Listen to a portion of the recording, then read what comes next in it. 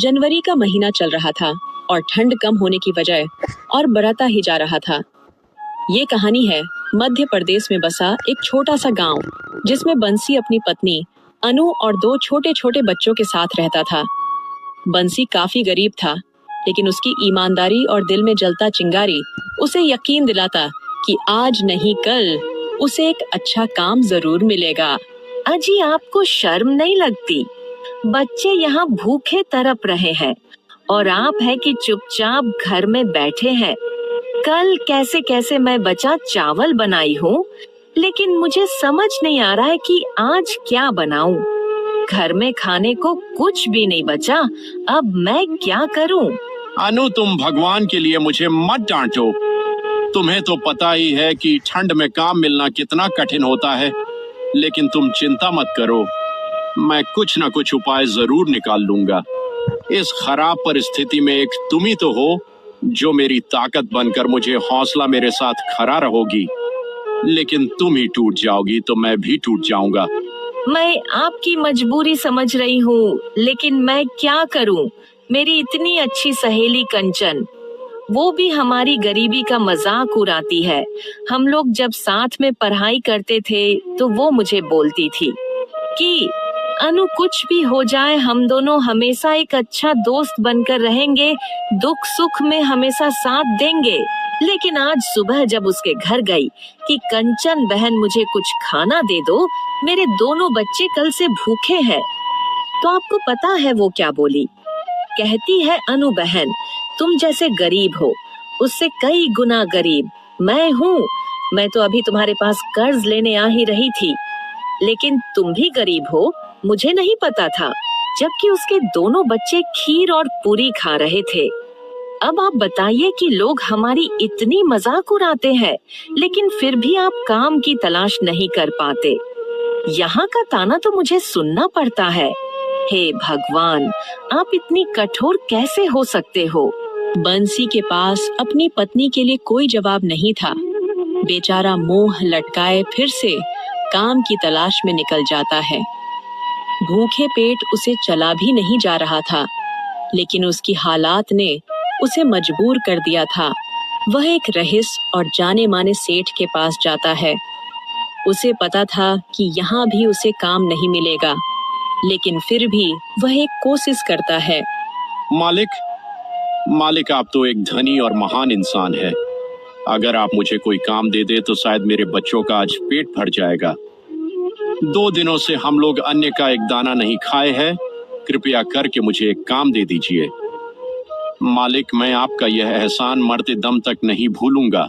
अरे वो मूर्ख इंसान, तुम्हें दिखाई नहीं देती कि हम दोनों कितनी जरूरी बातें कर रहे हैं? अगर फिर से बीच में टपके तो मैं तेरी जान ले लूंगा। ऐसे भी भूखे कितने दिन जिएगा? रुको 10 मिनट, अभी तुझसे बातें करता हूँ। देखो श्यामू, कुछ भी हो जाए, लेकिन ये 2 बोरी सामान जल्द से जल्द वीरेंद्र ठाकुर के पास ले जाओ, क्योंकि ये सारा सामान उनके यहाँ पहुँचाना बहुत ज्यादा जरूरी है।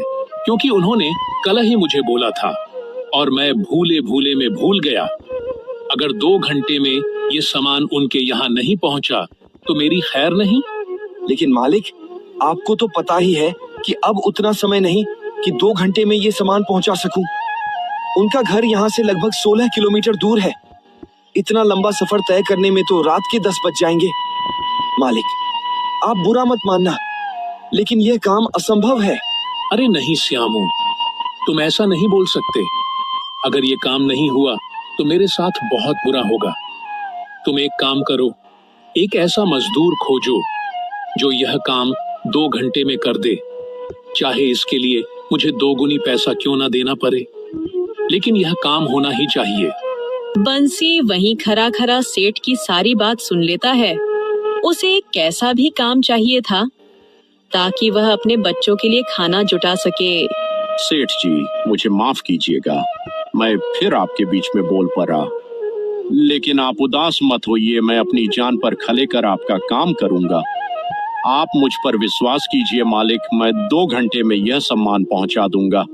अगर तुम इस काम को कर लेते हो तो मैं तुम्हें इसके बदले 2 गुनी मजदूरी दूंगा। लेकिन हाँ, अगर समय पर माल नहीं पहुंचाया तो समझ लो मुझसे बुरा भी कोई नहीं होगा। अब समय बर्बाद मत करो, जल्दी से इसे वीरेंद्र ठाकुर के पास पहुंचाओ। बंसी सेठ के कहे अनुसार दोनों बोरी अपने माथे पर रखकर लंबा सफर तय करने निकल जाता है। बंसी थोड़ी दूर ही जाता है तभी उसका सर दर्द करने लगता है, क्योंकि वह आज से पहले इतना भारी सामान नहीं ढोया था। लेकिन उसके पास और कोई चारा नहीं था। घर में बच्चे भूखे थे और खुद भी भूखा था। वह मजबूरन आगे बढ़ता चला जाता है। बंसी जंगल के रास्ते से जा ही रहा था, तभी वह देखता है कि रास्ते पर एक व्यक्ति जख्मी पड़ा हुआ है। हे भगवान, ये बाबा कौन है और इन्हें क्या हो गया? अरे बाबा उठो, आपको क्या हुआ? कुछ तो बोलो। लगता है ये बेहोश है। लेकिन अब मैं क्या करूं? यहाँ आसपास कोई घर भी नहीं है। अगर मैं इन्हें ऐसे ही छोड़ दूं तो ये बाबा मर जाएंगे। अब मैं इनकी जान बचाऊं या सेठ से किया वादा पूरा करूं? हे भगवान, ये आप मेरी कैसी परीक्षा ले रहे हैं? अगर मैं इस सामान को समय पर नहीं पहुंचाया तो मेरे बीवी बच्चे भूखे मर जाएंगे, और अगर इस बाबा को नहीं बचाया तो ये भी मर जाएंगे। अब मुझे समझ नहीं आ रहा है कि क्या करूं। बंसी एक नई दुविधा में फंस चुका था। एक तरफ उसके बीवी बच्चे भूख से तड़प रहे थे, तो दूसरी तरफ ये अनजान बाबा बेहोश पड़े थे। अब वो करे तो क्या करे? सेठ भी उसे धमकी देकर रखा था। अरे नहीं नहीं, ये सामान पहुंचाना उतना जरूरी नहीं जितना इनकी जान बचाना है। अगर मैं इनको नहीं बचाया तो जीवन भर अपने आप को माफ नहीं कर पाऊंगा। और रही बात बीवी बच्चों की, तो वो एक दिन भूखे रह सकते हैं, लेकिन ये बाबा नहीं।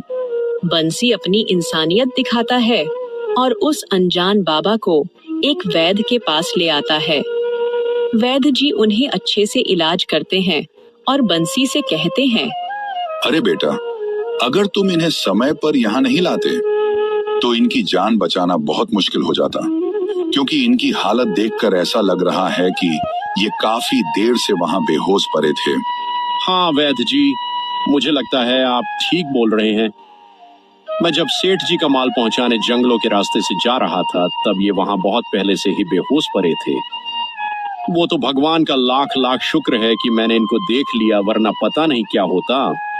अरे बेटा, ये तुमने तो बहुत ही पुण्य का काम किए हो, लेकिन क्या तुम्हें पता है कि जिन्हें तुम अपनी जान पर खेलकर बचाए हो वो कौन है?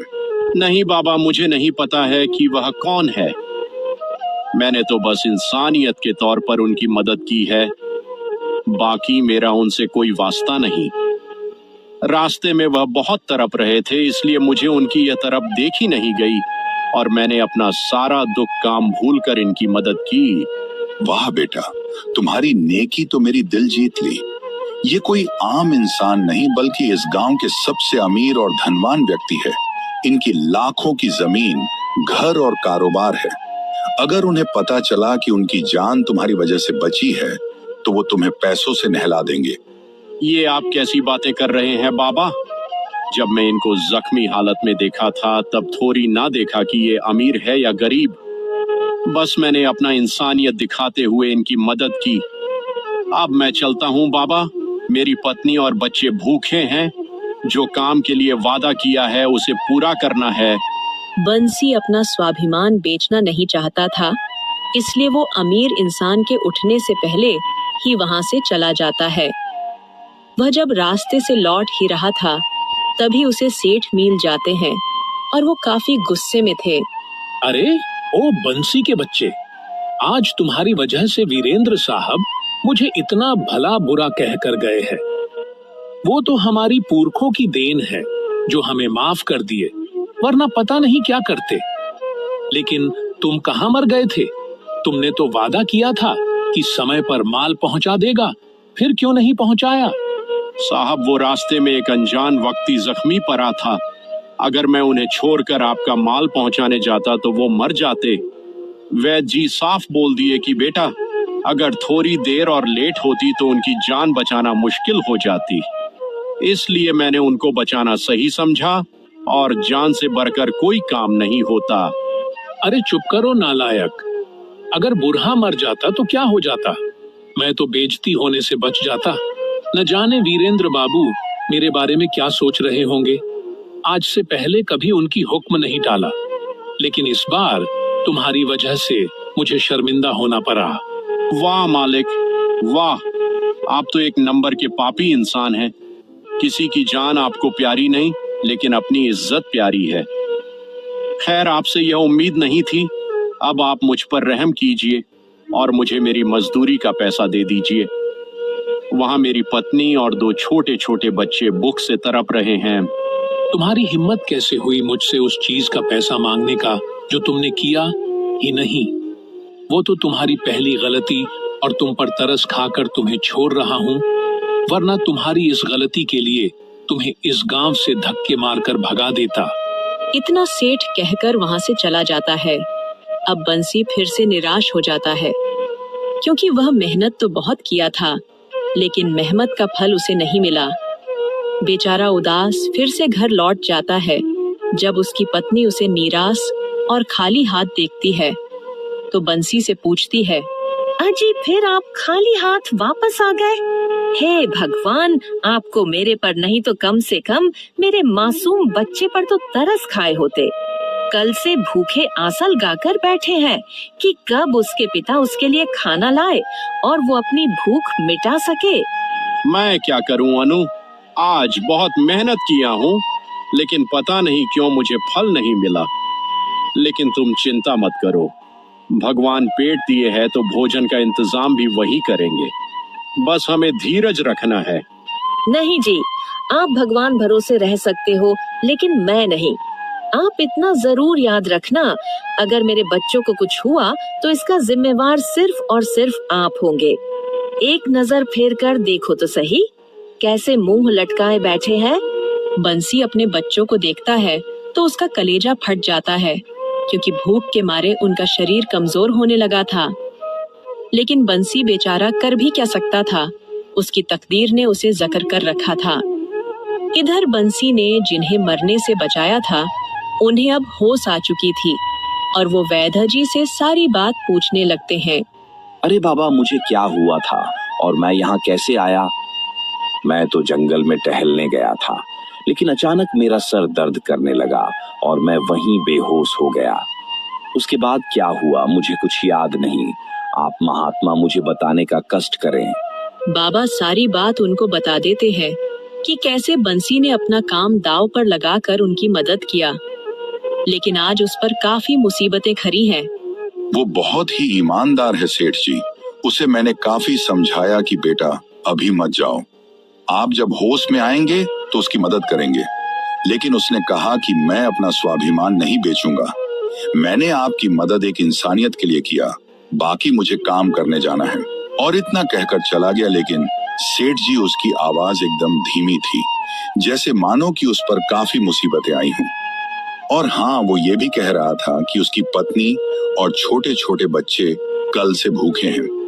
मुझे लगता है सेठ जी, वो मुसीबत में है, आपको उसकी मदद करनी चाहिए। अरे हाँ वैद्य जी, मैं उसकी मदद जरूर करूंगा। जो इंसान मुझे जानबूझकर मुझसे अपना इनाम नहीं लिया, वो समझो कितना ईमानदार होगा। और उस पर मुसीबत आई, फिर भी वह मुफ्त का पैसा लेने के लिए नहीं रुका और मेहनत मजदूरी करने निकल गया। लेकिन अब नहीं, अब उसकी तकदीर मैं बदलूंगा। बंसी का अब नसीब बदलने वाला था। वो चुपचाप घर में उदास बैठ, तभी उसके घर पर किसी व्यक्ति का दस्तखत होता है। बंसी और उसकी पत्नी दोनों घर के बाहर आते हैं तो देखते हैं कि वही सेठ है जिनको बंसी मरने से बचाया था। अरे साहब, आप मेरे यहाँ, और आपकी तबीयत कैसी है? आप ठीक तो है ना? मैं बिल्कुल ठीक हूँ बेटा। ये जीवन तो तुम्हारी ही देन है। अगर तुम मुझे वैद्य जी के पास नहीं ले जाते तो शायद आज मैं तुम्हारे सामने खड़ा नहीं होता। तुमने मेरी जान बचाई है, इसीलिए मेरा भी ये फर्ज बनता है कि तुम आज से भूखे नहीं रहोगे। ये लो बेटा, ये छोटा सा उपहार स्वीकार करो। अरे साहब, ये आप क्या कर रहे हैं? मैंने आपकी जान इसलिए नहीं बचाई कि एक दिन आप उसकी कीमत दे। बस मैंने इंसानियत के खातिर आपकी मदद की। मैं आपका यह पैसा नहीं ले सकता। मैं गरीब जरूर हूँ सेठ जी, लेकिन अपना ईमान नहीं बेच सकता। वाह बेटा वाह, आज तुम्हारी ईमानदारी देखकर मेरे आंखों में आंसू आ गए। एक जमाना था जब लोग अपने भाई का कत्ल कर देते थे, और वो भी कुछ पैसे के लिए। लेकिन आज तुम्हारी सोच देखकर मुझे खुद पर शर्म आने लगी है। ये पैसे रख लो बेटा। मुझे वैद्य जी तुम्हारे बारे में सारी बात बता दिए कि तुम और तुम्हारे परिवार अभी भी भूखे हैं। मैं ये पैसे खुशी से दे रहा हूँ, रख लो। नहीं सेठ जी, मैं ये पैसे नहीं ले सकता। अगर कोई पुण्य का काम करो और उसके बदले उसकी कीमत ले लो तो वो पाप हो जाता है। अगर सेठ जी आप मुझे कुछ देना ही चाहते हैं तो इस मजदूर को एक काम दे दीजिए। मैं दिन रात मेहनत करके अपने परिवार का पेट पाल लूंगा। ठीक है बेटा, कल से तुम मेरे यहाँ काम करोगे, और ऐसा वैसा काम नहीं, एक मुंशी का जो काम होता है वो तुम करोगे। लेकिन बेटा, आज तुम्हारा परिवार भूखा है, इसीलिए मैं तुमसे विनती करता हूँ, ये कुछ पैसे ले लो ताकि तुम भरपेट भोजन कर सको। ठीक है सेठ जी, आपकी जैसी इच्छा। बंसी बहुत खुश होता है क्योंकि कल से उसे काम मिल चुका था। दोनों पति पत्नी घर में जाते हैं और एक दूसरे बातें करते हैं। देखा अनु, मैंने तुमसे कहा था ना कि भगवान हमारी तकदीर जरूर बदलेंगे। इसलिए हर इंसान को अपनी कर्म करनी चाहिए, क्योंकि फल देना हमारे हाथों में नहीं, ऊपर वालों के हाथों में होता है। हाँ जी, अब मुझे समझ आ गया है कि उस वक्त गलती हमारी थी। आप तो काम की तलाश कर रहे थे, लेकिन कहीं पर आपको काम नहीं मिल रही थी। लेकिन आज आपकी ईमानदारी और मेहनत के कारण पैसा और काम दोनों मिल गया। आप मुझे माफ कर दीजिए, मुझसे बहुत बड़ी भूल हो गई। अरे नहीं अनु, तुम जानबूझकर ऐसा नहीं